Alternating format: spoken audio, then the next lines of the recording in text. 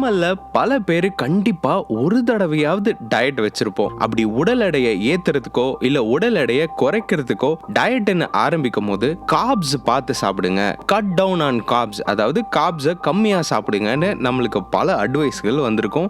இந்த இன்ஃப்ளூயன்சர்ஸ் எல்லாருமே இப்படிதான் அட்வைஸ் பண்றாங்க. இந்த கார்போஹைட்ரேட்ஸ் வரும்போது இது நம்மளுக்கு பழங்கள் மூலமா இல்ல சாதம் மூலமா சப்பாத்தி மூலமா சில வகையான காய்கறிகள் மூலமா நம்மளுக்கு கிடைக்குது. இப்படி உடல் எடையை குறைக்கணும்னா ஃபுல்லா கார்ப்ஸை கட் டவுன் பண்ணிடணுமா, ஃபுல்லா கார்ப்ஸே சாப்பிடக்கூடாதான்னு கேட்டா கண்டிப்பா கிடையாது. கார்போஹைட்ரேட்ஸ் நம்ம சாப்பிட்றதுனால தான் நம்ம சாப்பிட்ற புரதமோ மற்ற விட்டமின்களோ நம்ம உடலுக்கு சரியா சீரா போய் சேர்றதுக்கு இந்த கார்போஹைட்ரேட்ஸ் தான் மிகப்பெரிய காரணியா இருக்கு. இப்படி உங்க உடலுக்கு நன்மை தரக்கூடிய முக்கியமான கார்போஹைட்ரேட்ஸ் அடங்கிய உணவுகளை இப்ப பார்க்கலாம். ஓட்ஸ்ல புரதம் அடங்கியிருக்கு, ஓட்ஸ்ல நார்ச்சத்து இருக்கு. இப்படி நார்ச்சத்து இருக்கிறதுனால நம்மளோட ரத்தத்துல இருக்கிற சர்க்கரை அளவு அதிகமாகாம இந்த ஓட்ஸ் பார்த்துக்குது. ஓட்ஸ்ல நார்ச்சத்து இருக்கிறதுனால இது ஒரு நல்ல காலை உணவா, நல்ல கார்போஹைட்ரேட் உணவா அமையுது. அடுத்ததா வாழைப்பழம். வாழைப்பழத்துல வெறும் 31 கிராம் கார்போஹைட்ரேட்ஸ் மட்டும்தான் இருக்கு.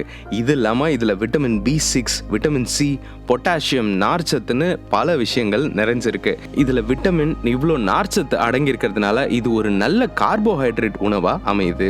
அடுத்ததா ஸ்வீட் பொட்டேட்டோன்னு சொல்லக்கூடிய சக்கரவள்ளி கிழங்கு. சக்கரவள்ளி கிழங்குல வெறும் 20.7 கிராம் கார்போஹைட்ரேட்ஸ் மட்டும் தான் அடங்கியிருக்கு. சக்கரவள்ளி கிழங்குல வைட்டமின் A, வைட்டமின் Cயும் நிறையவே நிறைஞ்சிருக்கு. இதுல இவ்வளோ வைட்டமின்ஸ் நிறைஞ்சிருக்கிறதுனாலையும் இது நல்ல ருசியா இருக்கிறதுனாலையும் சாயந்தர நேரத்துல பொதுவா எடையை குறைக்கணும்னு ஆசைப்படுறவங்களுக்கு இது ஒரு நல்ல ஸ்நாக்கா அமையும். நம்ம உடலுக்கு நன்மை சேர்க்கக்கூடிய கார்ப்ஸ் அடங்கி இருக்கிற உணவுனா அது ப்ளூபெர்ரி. ப்ளூபெர்ரியில வெறும் 16 கிராம் கார்போஹைட்ரேட்ஸ் தான் இருக்கு. இதுல விட்டமின் C, விட்டமின் K, பல ஆன்டி ஆக்சிடென்ட்ஸ் அடங்கி இருக்கு.